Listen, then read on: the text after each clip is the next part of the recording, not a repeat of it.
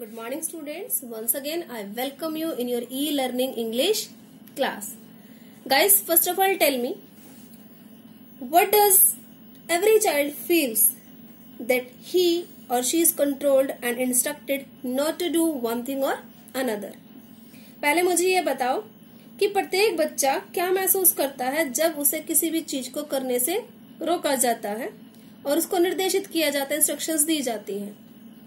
You too may feel that your freedom is curtailed.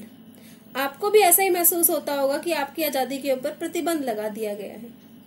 So write down some of the things you want to do, but your parents or elders don't allow you to. तो ऐसा करो, सबसे पहले तो आप अपनी notebook में पहले वो चीजें लिखो जिसको करने के लिए आपके पेरेंट्स भी मना करते हैं और घर में जो आपके बड़े लोग हैं वो भी आपको मना कर देते हैं. उसके बाद we will start to read the poem aloud. Form pairs. Each reading alternate stanzas. You are in for a surprise. उसके बाद हम लोग क्या करना शुरू करेंगे, हम लोग इस पोएम को दैट इज एमनडा इसको रीड करना शुरू करेंगे पेयर्स में. Got it? उसके बाद आप लोगों को डेफिनेटली हैरानी होगी.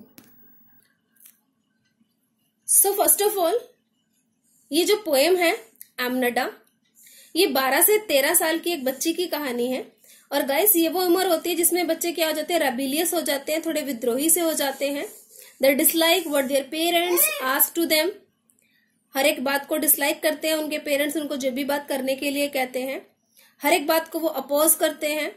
इस पोएम में भी पोएटेस हमें यही बता रही है कि जब भी एमनडा की माँ उसे कुछ कहती है तो एमनडा कैसा रिएक्ट करती है, एमनडा मन में क्या क्या सोचती है. ऑल्दो ये बात अलग है कि वो अपनी माँ को कभी भी कुछ नहीं कहती, लेकिन फिर भी अपनी माँ की बातों को पॉजिटिवली नहीं लेती और ना ही एक्सेप्ट करती है. मन ही मन अपोज करती है.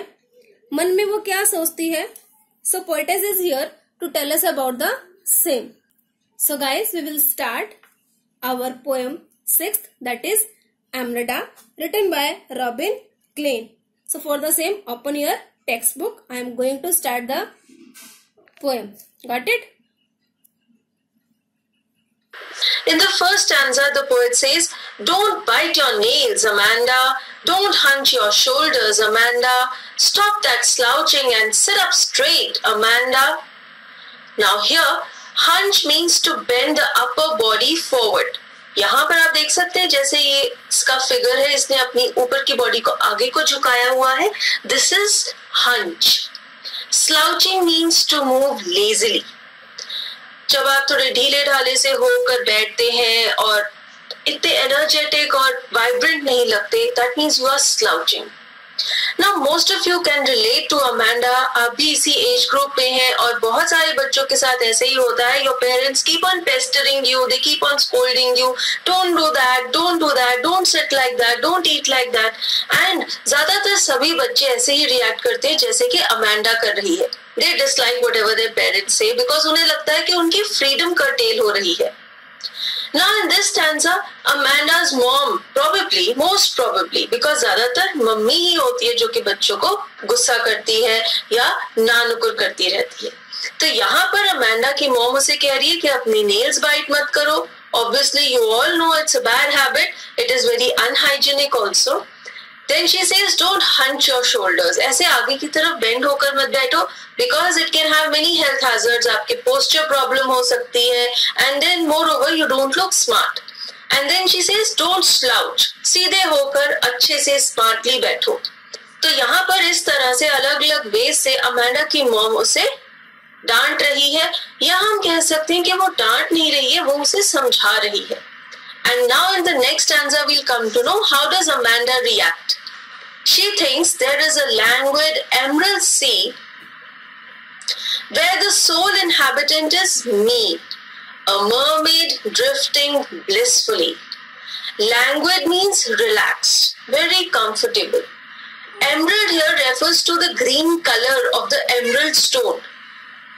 Drifting means to move slowly, पानी के बहाव के साथ जाना. And mermaid is an imaginary creature.